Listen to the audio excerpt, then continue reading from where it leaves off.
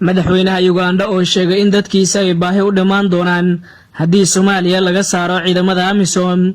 dowladda Soomaaliya oo ku adkeysanaysa go'aan ay hore u gaartay iyo AMISOM oo dalka iskaga huleelaysa waa imanka iyo guul ay Soomaaliya gaartay ciidamada qaranka oo la dhiirigeliyay iyo wadamada qaar oo Soomaaliya faa'iido ku qabay oo haatan qayladaan bilaabay.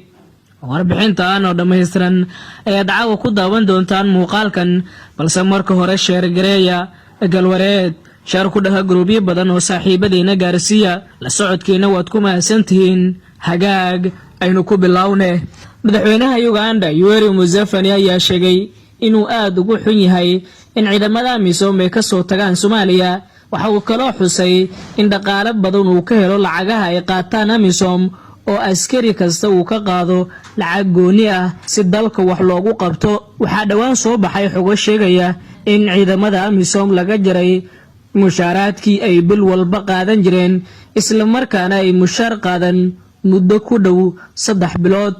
taliska ciidamada Soomaaliyeed ayaa ku guuleystay in AMISOM lacagta laga jaro, waxaana hakiyay midowga Yurub oo bixin jiray lacagahan tirada badan ee ay qaataan ciidamada AMISOM ee ku sugan Soomaaliya. AMISOM ayaa Soomaaliya waxa ay joogaan in badan.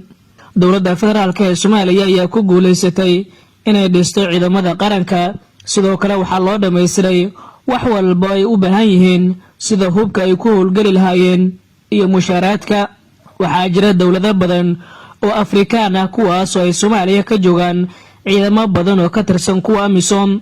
waxaa ka mid ah Kenya, Uganda, Djibouti, Ethiopia iyo Burundi. waxaa la sheegay in haddii ciidamadan ay dalkooda ku laabtaan ay madaxda wadamadaasi dareemi doonaan ciriiri badan iyo dhaqaale yari.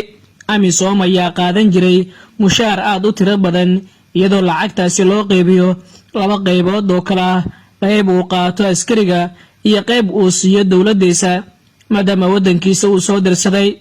qayladhaanta ka soo yeertay Museveni madaxweynaha Uganda ayaa noqon doonta mid aan kala joogsi lahayn, iyadoo la rajaynayo in wadamo badan oo ciidamadooda ay ka joogaan Soomaaliya AMISOMna ay ka tirsan yihiin ay iyana soo qaylin doonaan waqtiyada soo aadan.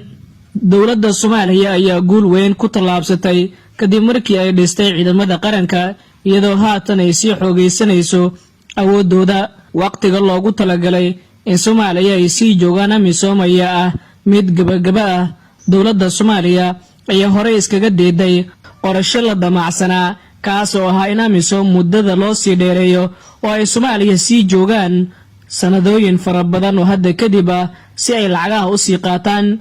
balse dowladda Soomaaliya ayaa sheegtay in ciidankeedu ay isku filnaansho gaareen, haatan wixii ka dambeeyana ay cadowga la dagaalami doonaan. tani ayaa ka dhigan guul ay gaartay Soomaaliya oo ay u horseedeen madaxda haatan talada dalka haysa, maadaama ciidamada ay gaareen isku filnaansho. AMISOMna loo sheegay in wadamadooda ay u kala laabtaan.